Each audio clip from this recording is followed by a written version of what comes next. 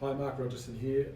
We're going to look at a series on self-managed superannuation funds, and today we thought we'd have a look at what is a self-managed superannuation fund as a bit of a starter.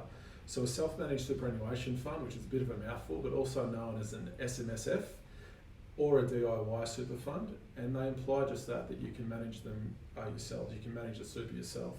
So an SMSF is really just a superannuation fund.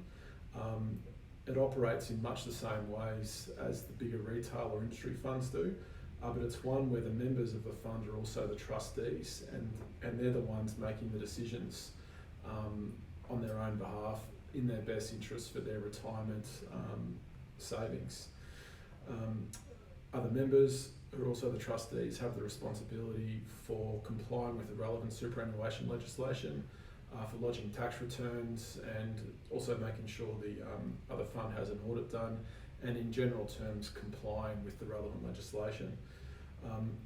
When creating a SMSF, you're applying for a tax file number, you're applying for an ABN, which is an Australian business number, and you're also applying for GST registration if applicable, and that's done through the ATO. And also if you're setting up a trustee company, which I'll show you in a minute what that looks like, you may also have to apply through ASIC to get that done. So I'll just show here the structure.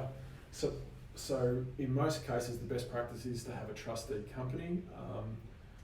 The trustee company is trustee for the SMSF trust. So the trustee company is the entity that makes the decisions for and on behalf of the trust. So with the SMSF trust, there can be one member, there can be up to 4 members, but most funds in Australia have 2 members, effectively a mum and a dad, if you like. And these members here are members of the SMSF, but they also have the requirement where they need to be directors of the trustee company. So like I said in the opening, the members are also the directors, and the trustee, other directors of the trustee company, make decisions for and on behalf of the trust. So it's a bit of a merry-go-round, but that's how it operates.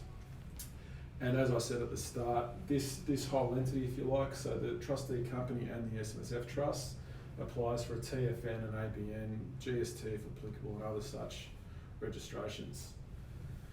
So an SMSF can have no more than 4 members, so it can be 1, 2, 3 or 4.